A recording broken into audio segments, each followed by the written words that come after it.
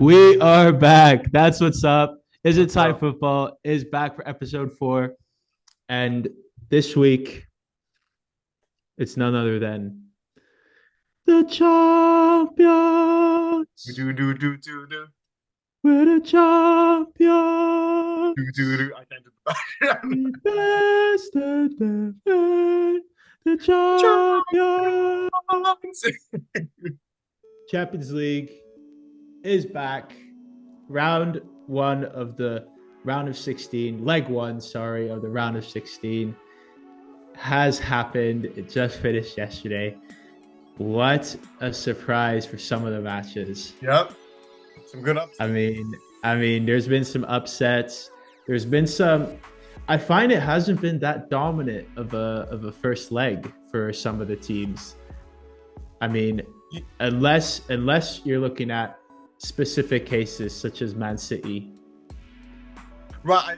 I think I've seen in the first leg like some dominant like displays, but not like a dominant scoreline where it's like the game already like done. Even the Copenhagen one, even though we're gonna get into them later, but that one it's like it's not a scoreline where 3-1 you don't think is a scoreline where it's like game done, even though we talk about there. But yeah. I mean, I say we get right into that match actually, to be honest. For sure. Because we just brought it up, and out of all the matches, that was probably the most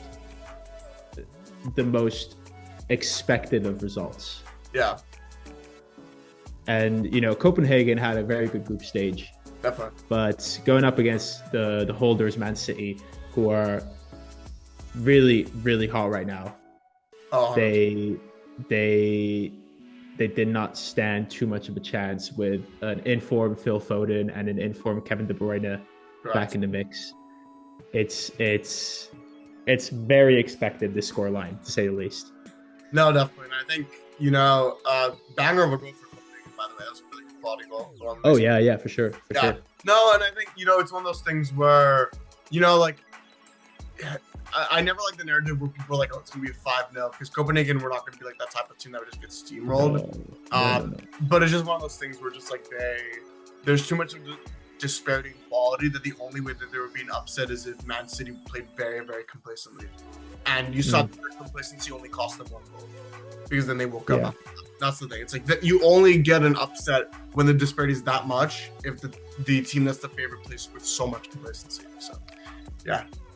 Yeah, I mean, Phil Foden had an absolute belter of a game. Called him. He's really pulling the strings for that City side with Kevin De Bruyne. Haaland had a couple chances that he missed, a couple headers that he missed.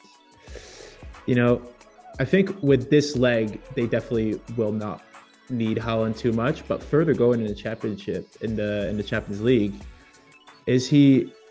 is him not being in form going to be missing Man City in the later stages of the tournament?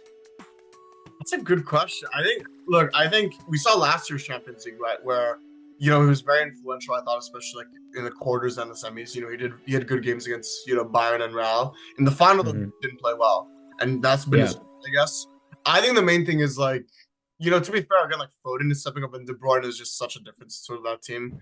So, and also not to count us like Bernardo Silva and players like that. So I think absolutely. So I think look, for this, like, at least they'll definitely be fine, even if he's not hitting on main form. It depends who their opponents in the quarters, but I think I mean, so the 3-1 away scoreline is not for sure 100% estimation that they will go through, but it's pretty comfortable coming back to Manchester and having that 2-goal cushion.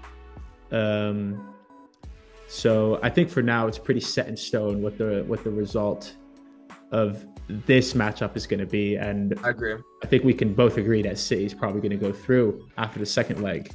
Nope, Copenhagen 3-0 Cup. No, I mean, you never know. You never know. And respect to Copenhagen, because I see a lot of like Prem fans who are like very just like overconfident and just like very disrespectful, like clowning on them. No, they did very well at their group stage, but City is just it's just too much, I guess. So I mean, City 3-1 win, big win for them, and they go into the second leg with a lot of comfort. Yeah. So after discussing that matchup, I think we can discuss this matchup that was on the same day, which was RB Leipzig at home against Real Madrid, losing 1-0 to Real Madrid. And I have to say, Real Madrid had some excellent combination play in that game. Right. Was excellent. Vinny was excellent.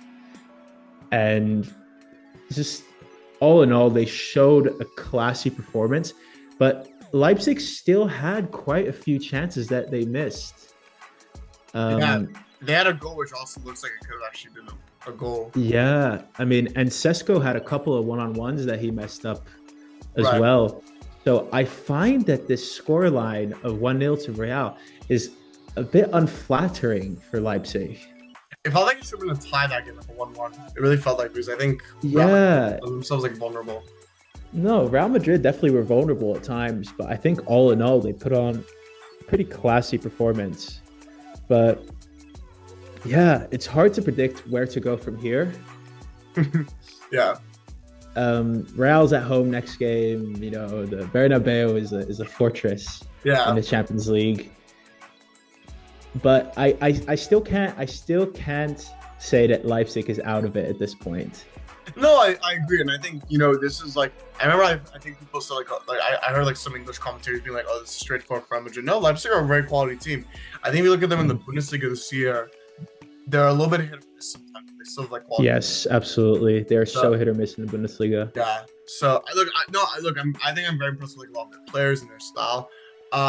Real Madrid in some ways remind me, especially in Champions League, and sometimes a little bit like France in the World Cup, in the sense of star-studded players. And there'll even be games where Real Madrid, like France, leave themselves very vulnerable. So they don't even like play to their best extent. But they have this professionalism about them where they still get the result done. They still get the result. Yeah. Like, you know what I mean? I feel like that's. I know what you mean. I mean, they've won every single game in this Champions League so far this season. Yeah.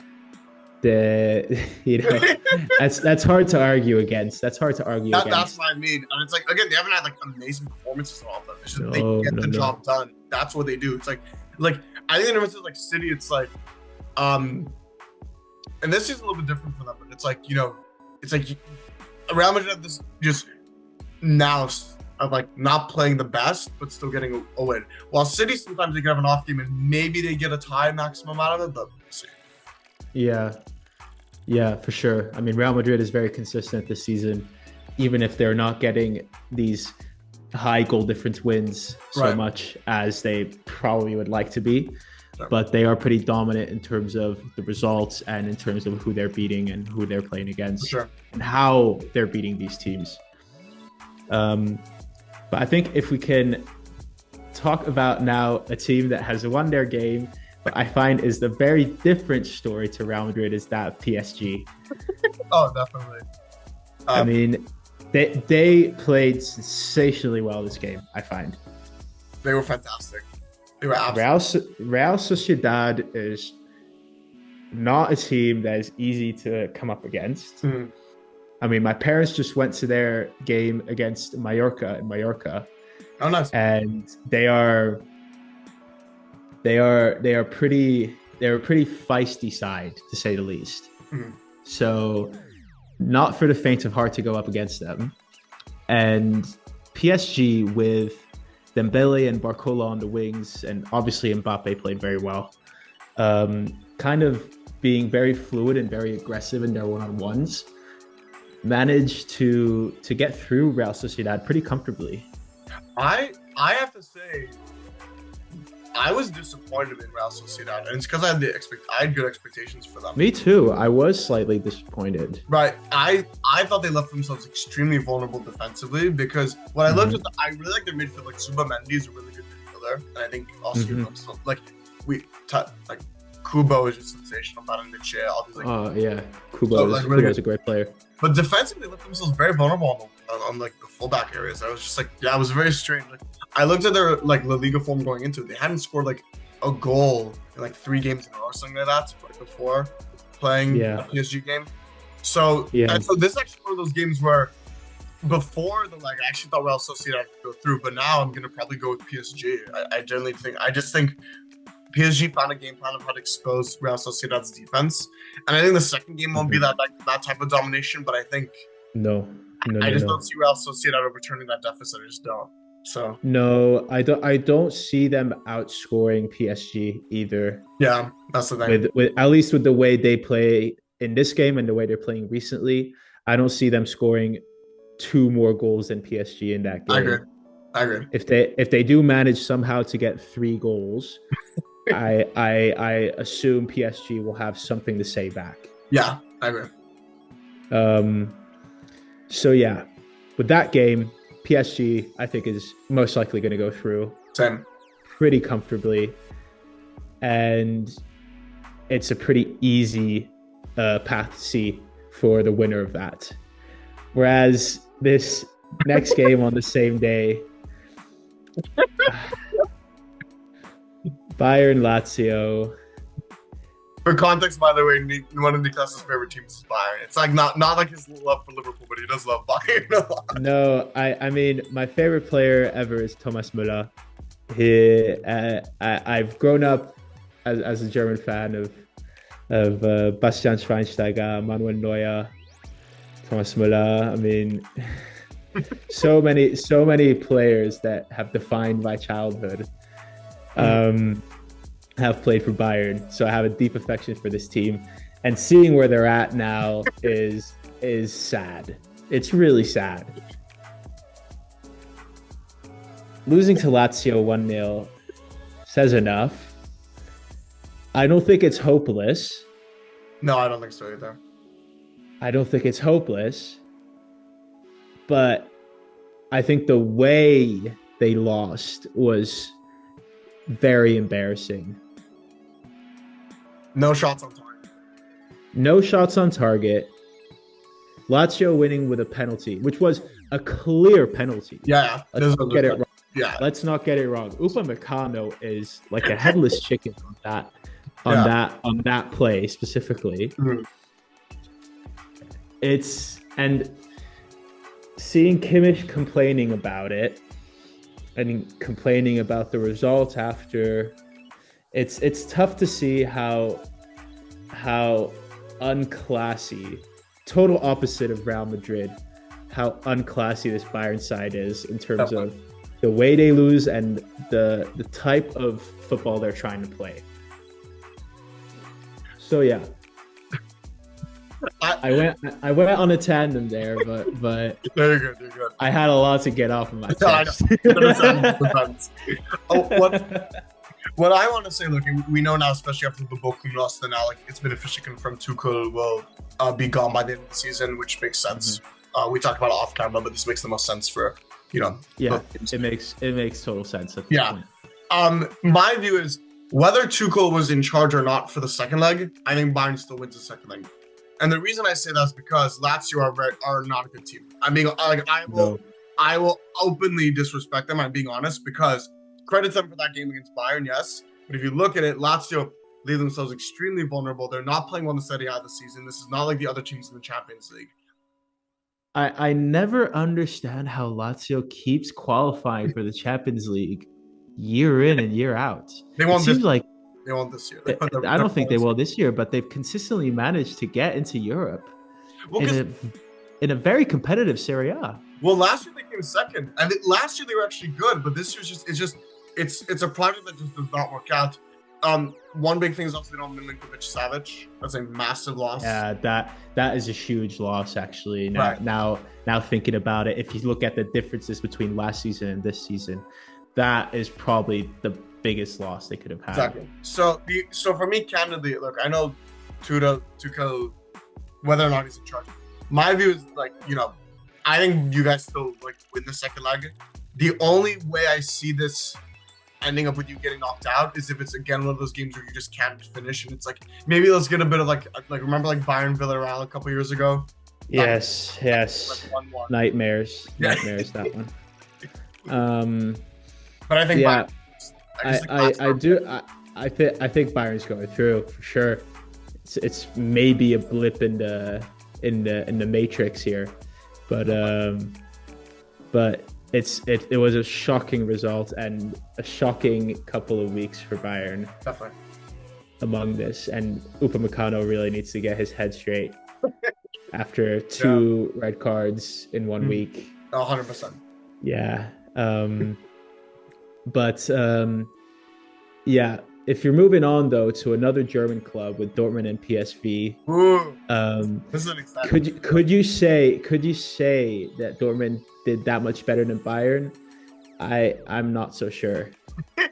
I think. Look, let's be clear. PSV are a fantastic team this season. They've been absolutely sensational. For me, whenever people bring up the best teams in Europe at the moment, people say Inter Milan, people say Bayer Leverkusen, people say Liverpool.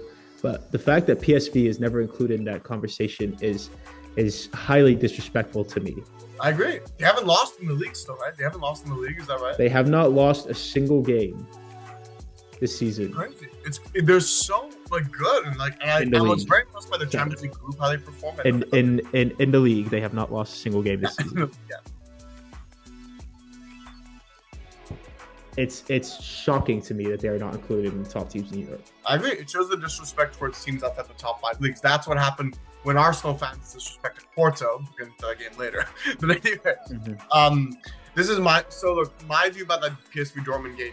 I really like this game because I think both of them are offensively very sound and they're really attacking. I love to see it. That penalty was not a penalty. I felt bad for Hummels. That was. Do you think actually was a penalty? It's debatable. I think it was harsh for sure. I think it was definitely harsh. The follow through is not enough for me to warrant a penalty. I don't. No. But he does dive in, and I could see how it could be seen as a penalty depending on the person. If you're asking me, it's not a penalty, but it is a tough challenge at the last minute, right? Which is a 50-50 no matter how good of a position you are as a defender. It's always a gamble. Definitely. So I personally think it was not a penalty. So I found Dortmund slightly unlucky to come away with the draw in this game, right. even though they left themselves vulnerable quite a few times. Sure. Especially Luke de Jong was quite a danger in the air for their defenders. I think, so this is my view also. As we know, Dortmund in the league right now, I think they're in 4th.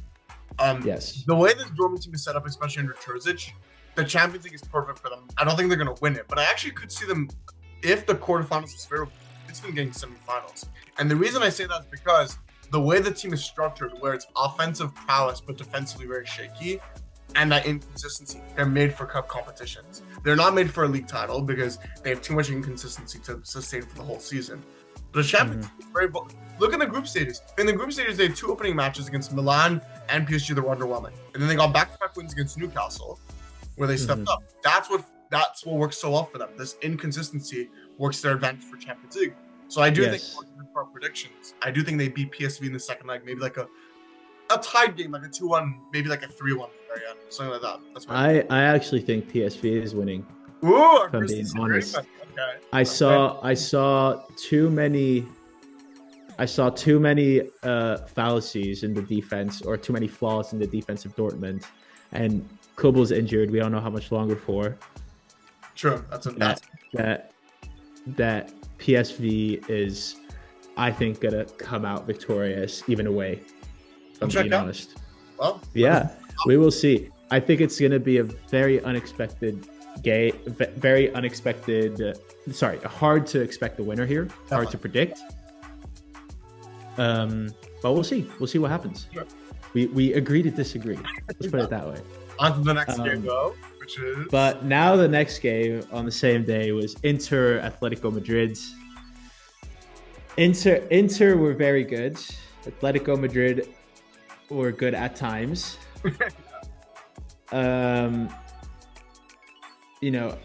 Inter. I think Lautaro had a couple clear-cut chances which he should have scored. So, Arnautovic getting the goal is good for Inter, obviously. Right. But again, this one's hard to predict because you can never cut out Atletico, I find, I especially at home. I say, look, and we talked about this in the days before. Inter for me have been one of the most underrated teams this year, and I think they've been one of the arguably the best team in Europe this exactly year. like, and I completely. They have the best defense this season. They do objectively. Mhm. They've kept Jan Sommer, my favorite keeper. He has kept Yes. 21 clean sheets this year, and he's conceded 14 goals in the league. I think that's Yes. the league. And many of the games he doesn't really have to make many saves because the defensive prowess is so good. It's a really Yes. smart back the three middle with like Pavard and Bastoni. It's so good. It's like really quality. No, they're fantastic. I generally think this. Apart from in the Champions League this year, apart from City, Bayern if they get their act together, and Real Madrid. So those three. Apart from those three, maybe. I think Inter have the next best chance to win the Champions League. I really mean that. I'm extremely impressed by Inter. They're blowing Serie A away. Look, even as a Juventus fan, there's no question Inter have already won the Serie A. It's done. And so look, even as a Juve fan, I really like this Inter team how it's laid out. I'm really impressed by them. Yeah, I mean, we will see what goes on further with this game because everybody expects Inter to go through. Yeah, I do as well. But there's just something about Atletico, man, that I can never count them out. I agree. I think it'll be I a am tie not. in the second. I think it'll be a tie. That's my view. Yeah, the next game will probably be a tie. I mean, I'm not the biggest fan of Diego Simeone. I'm not the biggest fan of what he stands for, but it is effective. It is very effective, and it's effective in cup tournaments. Definitely. Oh, You have to put everything on the line. You have to put everything on the line, and sometimes you come out victorious, sometimes you don't. for sure. And that's what's gotten them this far. And that's what's gotten this club this far in the Champions League before. So hard to predict. I'm still going to go Inter as well. But then if you look at the next game again, Porto and Arsenal. Oh yes. Now this for me was not a surprise at all, if I'm being totally honest. People have been sucking up to Arsenal recently because of the amount of goals they're scoring. Right. But they've done it against West Ham and Burnley. Yes. Very good. Good to do in the Prem. But Europe is different. Going away to Porto. Porto is an established European team. It really is. It is. They are established in Europe. They know exactly what they're doing. They are no pushover. So I found it disrespectful that Arsenal fans were calling it essentially an easy win or anything like that. I mean, it just, this game sums up, the beauty of this tournament is that consistency, drive, and essentially this willingness to always go for a chance, even at the last minute, is everything the Champions League stands for. 100%. No, look, I think credit to Porto. I saw some very salty Arsenal fans after the game. On YouTube, they were being like, "Oh, like Porto got lucky or stuff." No, like literally. No. Porto should have scored in the first half. Galeno had that golden chance where he should have scored. Yeah. And Porto fully deserved it. Arsenal played very passive. It almost seemed like they were playing for 0-0. I think that was a concern. Yeah, I agree. Conceição played an amazing game. Yeah, it's a very smart low block. I think it's was running through, and then his son Faber Conceição was playing an excellent game as well. He was running through defenders left and right, and Galeno had an amazing goal to finish it off. It's this one's again tough to predict because Arsenal's still Arsenal. Yeah. They can come up with very good performances whenever they want to. But from what I've seen, they just don't have that that extra winning mentality.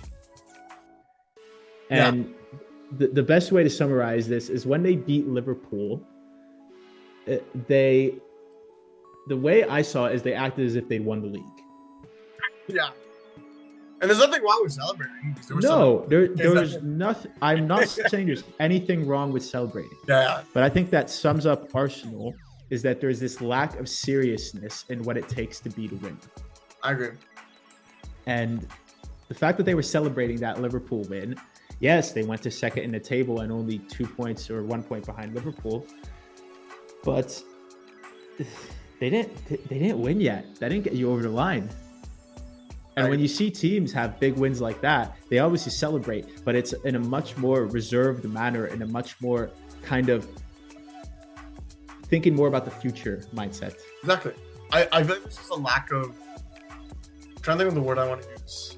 Just there's just that kind of mentality thing where I think it's really mentality. It reminds you a little bit like last season Arsenal towards the end of it, where they mentally collapsed. And I think it's just kind of the thing where they need that mental fortitude. As another note, also I would point out that I saw before the game an Arsenal fan on AFTV saying that Burnley would be a tougher game than Porto. The disgusting disrespect to Porto, I thought. That is disgusting. I'm sorry. That's disgusting. That's absolutely horrendous. And then I saw, because I always love to do this. At the end of games, I always look to like Arsenal fan pages on Instagram, seeing how they wage. And I saw one of them said, "It's okay, we're gonna smash these guys in 2 weeks." I'm like, God. I mean, they might. They might. But I think the disrespect again. It's like this is an established Porto team. Like, but you said that before this game. Exactly. No, so I completely agree. Shall we go? You might. Yeah.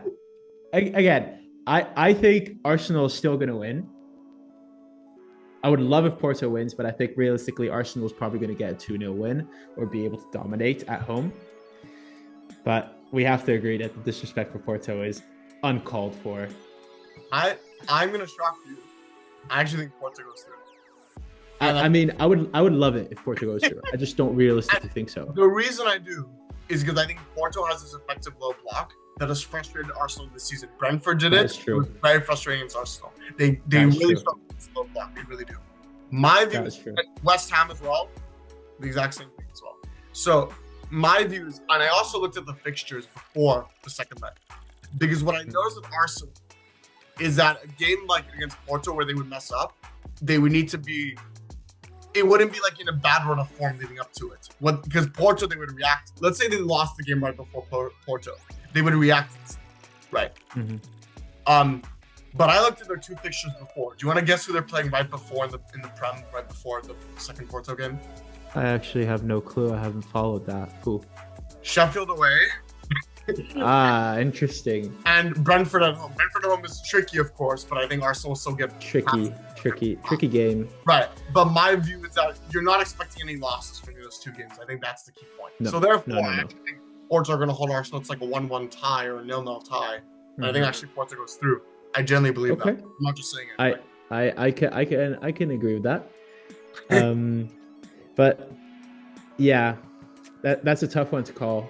Definitely. But I think this one is even tougher to call with Napoli and Barcelona. Yeah. Oh, yeah. I mean, if there's any clubs that deserve disrespect at the moment, it's these two. They're both stormy. Napoli is so underwhelming. The way they've treated Osimhen is not good. Barcelona is underwhelming as can be. They are still in such a financial turmoil, and they're not really solving it. So both these clubs deserve sort of criticism for different reasons. Definitely. But in this game, it's hard to say for me who was the better team. They both had faults. They both had bad defending. Oh my God, there was defending for both of them is just so poor. That's I think the worst part. I think especially with Napoli, it shows the loss of Kim and Jay how big it was.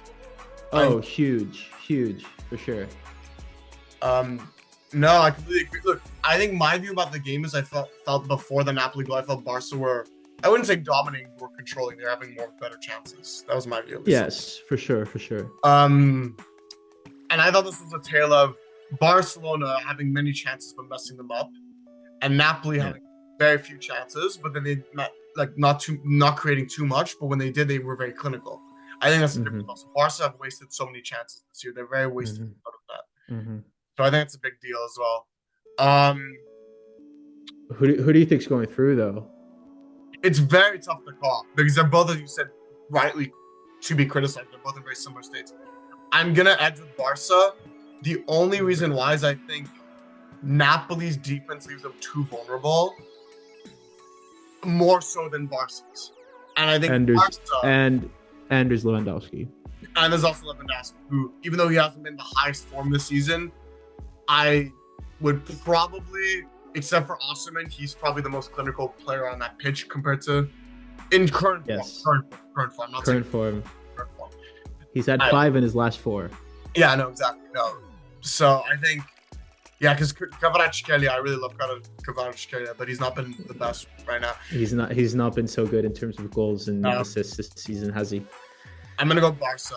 I just edge with Barca. They'll concede inevitably, I think, but they'll probably win. I think I agree. 1. So I agree. Also at home, somewhat of an advantage. I don't find the Camp Nou that advantageous anymore. Sure. But I think they have the edge going into the next game for sure. I agree. But if you look at all these games, it's still pretty open. There are 2 dominant games, 2 dominant results. Somewhat. Depends who you're asking. But the rest were all mostly draws or 1-0 wins. So it's all to play for still in the second leg. Which game are you most excited for, to be honest? That's a question, Hoffman. I will say, I think PSV Dortmund, because I think both of them are. I really like the offensive prowess, and I know that there's gonna be at least 2 goals in that game. I would guarantee it will not be 0-0 the second leg, because I think both of them are so defensive. I don't think so either. So I'd go with that. I'm gonna say Arsenal Porto. I want to see. I want to see this attitude and this character that Arsenal has been trying to get. I want to see that at one point. And if they don't, it'll be just as entertaining. 100%, and we will laugh. It could be fantastic. Oh, of course we will laugh. We will laugh at the cockiness of this team at times. 100%. But yeah, to end off the podcast, I think we've got our results in. We've had a roundup, and we'll probably do another one of these later on in the season for the Champions League after these results come in and the next round is set. For sure.